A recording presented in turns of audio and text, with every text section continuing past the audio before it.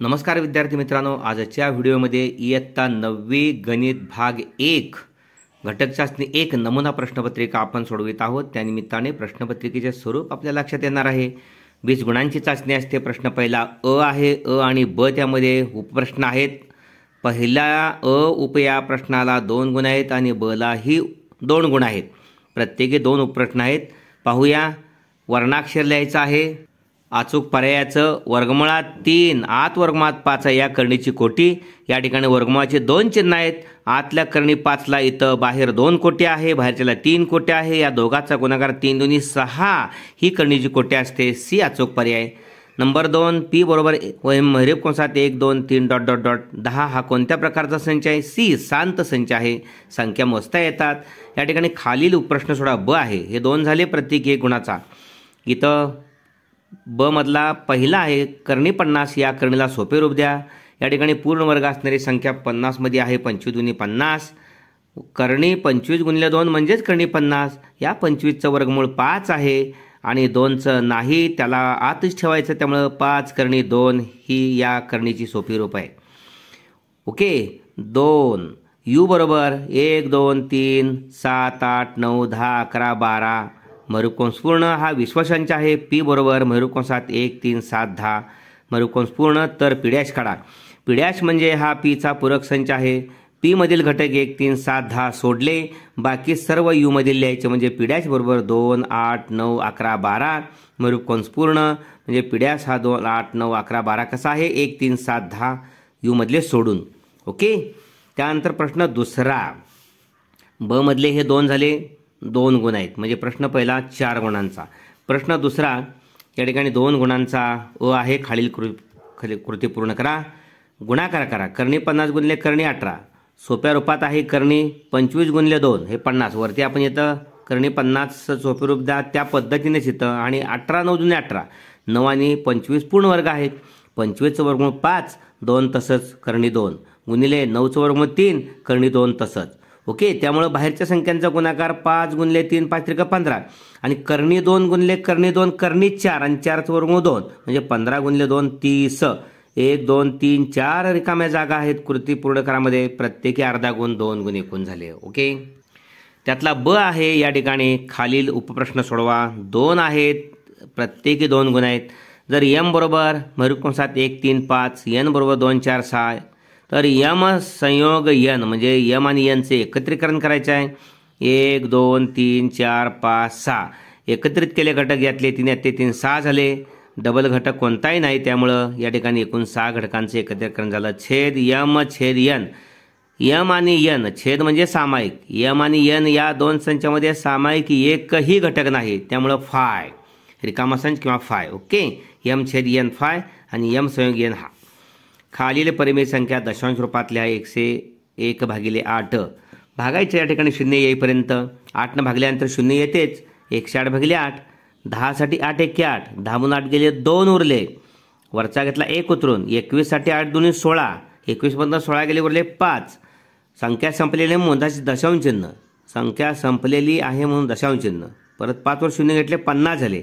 50 साठी 8 संग 48 50 मधून 48 गेले 2 उरले, 2 वर घेतले 0 20 झाले। 20 साठी 8 दूनी 16 इथं 2 20 मधून 16 गेले उरले 4 4 वर घेतले 0 40 झाले। 8 पंचे 40 5 40 मधनं 40 गेले 0 म्हणजे या ठिकाणी 101 भागिले 8 बरोबर 12.625 म्हणजे परिमेय संख्या दशांश रूपात 101 भागिले 8 ही परिमेय संख्या दशांश रूपात लिहिली 12.625। प्रश्न तिसरा अ 3 गुण आहेत या ठिकाणी। ओके।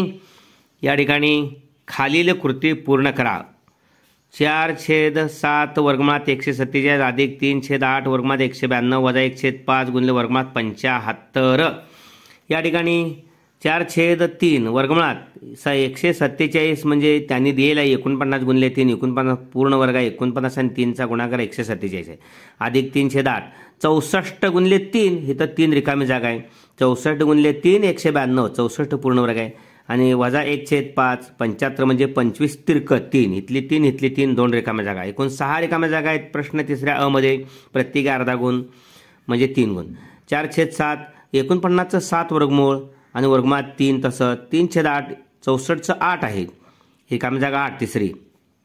वर्गमुळात 3 वजा 1/5 गुणिले 25चं 1/5 गुणिले या 25चं वर्गमूळ 5 ही चौथी रिकामी जागा वर्गमुळात 3 तसंच. ओके, करणी 3. 4/7 4/7 7ला 7 गेले 7ला 7 गेले 4 करणी 3. इथं पण 8ला 8 गेले 3 करणी 3. इथं पण 5ला 5 गेले वजा 1 करणी 3. ओके, इथला करणी 3 सामायिक काढला. इथं या ठिकाणी 1 2 3 4 रिकाम्या जागा 3 3 8 5 या 4 रिकाम्या जागा झाल्या.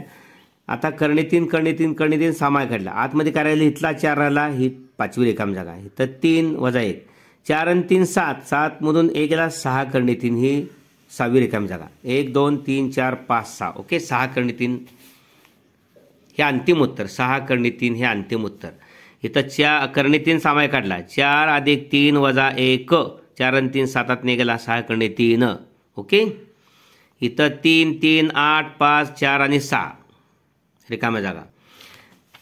या ठिकाणी ह्या आकृतीवरून यू लिहायचे आहे. यू म्हणजे विश्वसनीय सर्व घटक एकत्रित, सामायिकमध्ये असणारे, एमध्ये असणारे, बीमध्ये असणारे आणि बाहेर असणारे. म्हणजे यू म्हणजे X Y Z M N P Q R S T, सगळे X Y Z M N P Q R S T.